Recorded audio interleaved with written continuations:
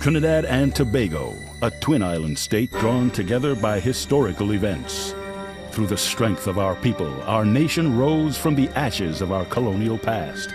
Today, with the stately colors of our flag, we celebrate our 50th anniversary of independence and present, from Crown Colony to Republic, Trinidad and Tobago's independence journey.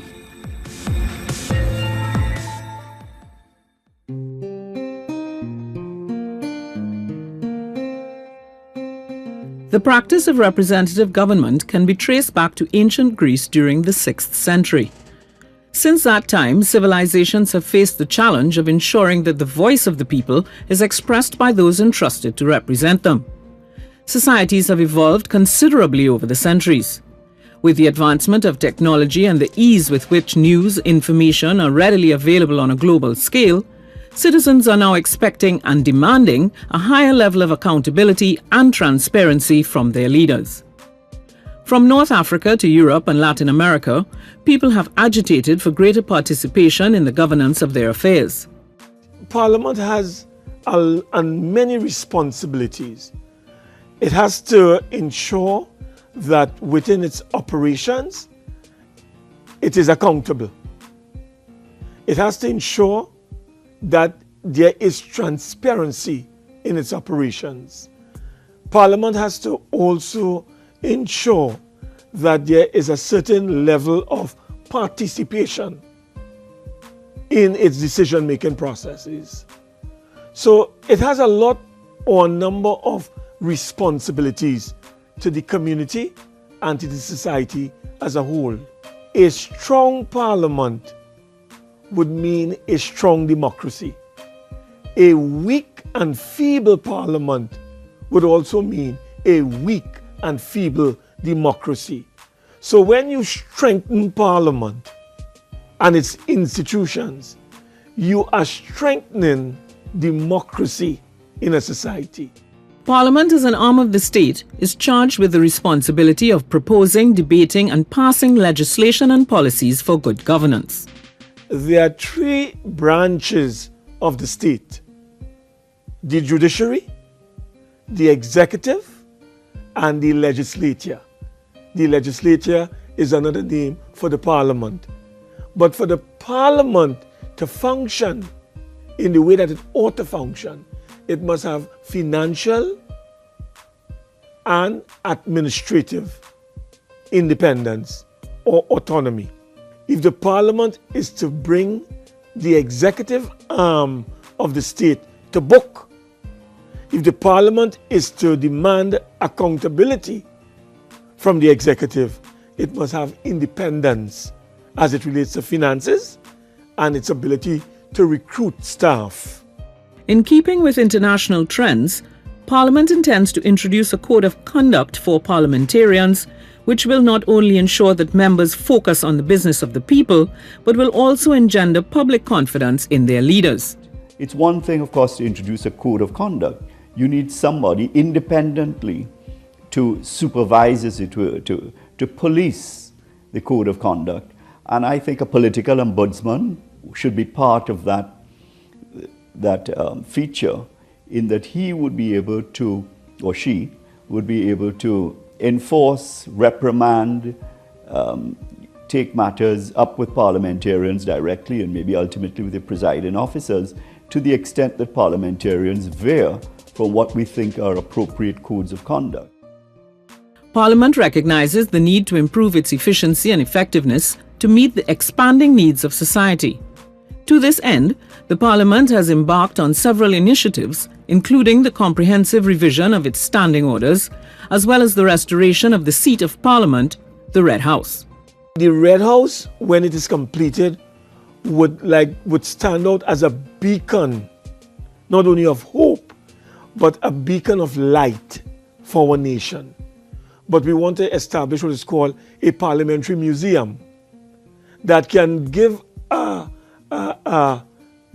almost like a microscopic view of the journey of parliamentary development from the colonial period right up to the present time. The standing orders came into being in December of 1961. It is now 51 years old. We have embarked through our Standing Orders Committee, of which I am the chairman, and there are representatives from the government and the opposition, to fully and comprehensively revise those standing orders so that they can be relevant to the parliament or a modern parliament operating in the 21st century. So some of the features and some of the highlights of what we are envisioning for the consideration of members of parliament ultimately would be the time it takes for a question to be qualified for oral answer. At the moment as we speak, if you file a question as a member of parliament, it takes 21 days to qualify for an oral answer. We want to reduce that significantly. We also want to introduce a new provision, a new feature called Prime Minister's Time. We're on a fortnightly basis to start. 45 minutes, a minimum of let's say 30 minutes to a max of 45 minutes will be open to question time on the spot. Opposition questioning the Prime Minister on any issue. To augment these initiatives, Parliament is working with 2 international agencies to strengthen and enhance Parliament's budgetary oversight and legislative functions. We are working very closely with the European Commission delegation. We have a 2-year project with them. And the main aim of that project is to increase parliamentary oversight in the budgetary process. Then we are also working with the UNDP, the United Nations Development Program. We have a program, a project I should say, that is entitled Strengthening the Parliament of TNT. This project will give support to our comprehensive strategic development plan that we are establishing. Another element is to strengthen the legislative functioning of the Parliament. Another element of that project is to strengthen the outreach and communication of the Parliament. And then a final element is to provide legal and other expert guidance on the legislative framework that we need to bring about functional autonomy for our Parliament. The truth is we have too few parliamentarians to perform the job that we have to perform. We need to move to a much more, what I would call, professional Parliament.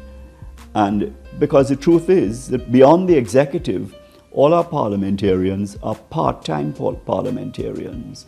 They earn their livelihood, as it were, outside of Parliament, and therefore their focus could not possibly be with the Parliament, except for those few occasions when they attend here. Certainly the question of streamlining the legislative process is very important for Trinidad and Tobago. We've looked outside because we've interacted with the Canadian Parliament, the Indian Parliament, the UK Parliament, as to how we could best streamline that process. And I think that coming out of those discussions, what has emerged is that we need a common platform for the drafting of legislation. Legislation, you may know, starts with the executive, and therefore it may start with a ministry, it will involve the Attorney General, it will involve the Chief Parliamentary Council, it will involve Cabinet. Ultimately, after that has been approved, it comes to Parliament, and it comes to one house, a particular house may make amendments, and then it goes to another house to consider that amended stage. There may be more amendments later. And unless you have a single platform in which you can trace all of these changes, then in fact what you're doing is you are reinventing the wheel each occasion. So the ministry may have a different platform, the Attorney General from Cabinet, from the Chief Officer dealing with drafting, and then you have within the Parliament, And ultimately that goes to the government printry to print the actual bill. And to streamline that process, we need all of them to work on the same platform.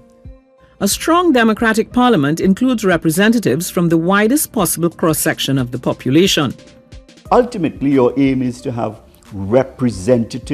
a representative parliament. And that's a hallmark of democracy. So you want parliament to represent in our very diverse country, or the diversity of it. And of course, yes, women make up one part of that, but there are other segments. What the Senate, and I think very wisely was done in our 1976 Constitution, what the Senate did was say that the President, in his own independent judgment, could nominate and determine who will be the independent senators. And the Constitution suggests that he should choose them from different disciplines. So that is one approach, as it were, to get representation of your diversity in Parliament. In terms of inclusiveness, it might be worthwhile looking at what is happening internationally. So you have certain countries, Rwanda, Andorra, Sweden, the Seychelles, which are the top-ranked countries in terms of female participation in their parliaments. In fact, Rwanda, one of the things that they have done is to allocate to women a specified number of seats, and also, in fact, to specify a certain number for youth and differently abled people. So that is one way in which you can introduce elements that demand that minorities, the differently abled women, and youth have an opportunity to be heard in the Parliament. And one can certainly look up along those lines. Particularly, I think it will need constitutional reform, but it is certainly, as we go forward, that's one of the things that we ought to consider. Like many other countries, Trinidad and Tobago has become a knowledge-rich society with instant access to information. Public outreach is therefore more important as Parliament seeks to encourage citizens to become more informed and engaged in the process of governance. The Parliament channel on television and the Parliament website have been established to provide useful information of public interest. These initiatives are the first steps in an extensive public education program. We are targeting the primary schools, the secondary schools, and the tertiary institutions. We also want to incorporate business and labor in this exercise, even the diplomatic community, where we will be able to go to these organizations and bodies and to bring and share with them the importance of Parliament. What is the leader of the opposition? What is his role? What is the president? Who is the president of the Republic? How is he elected? What are the functions and powers of our president? These are matters that we have to really bring directly to the people and allow the people to ask us questions. Beyond the televising of debates, we have a number of occasions. If you follow our channel 11 or 105.5 on the radio, you will find that we look into the history of Parliament. We look into the history of Trinidad and Tobago. In particular, around the independence time, we try to demonstrate how the country has emerged, because you need to know what your past is in order to help you direct yourself towards the future. And so we think the future looks good. We aim certainly to introduce many more elements in which people can feel a sense of participation in the parliamentary affairs. The Parliament of the Republic of Trinidad and Tobago has emerged as an exemplary institution in the region, moving smoothly from colonialism to republicanism. In its 50 years of existence, our parliamentary system has been tested and has grown stronger through the lessons of the past. As the bastion of our democracy, Parliament embraces its leadership role as Trinidad and Tobago navigates through the 21st century and beyond.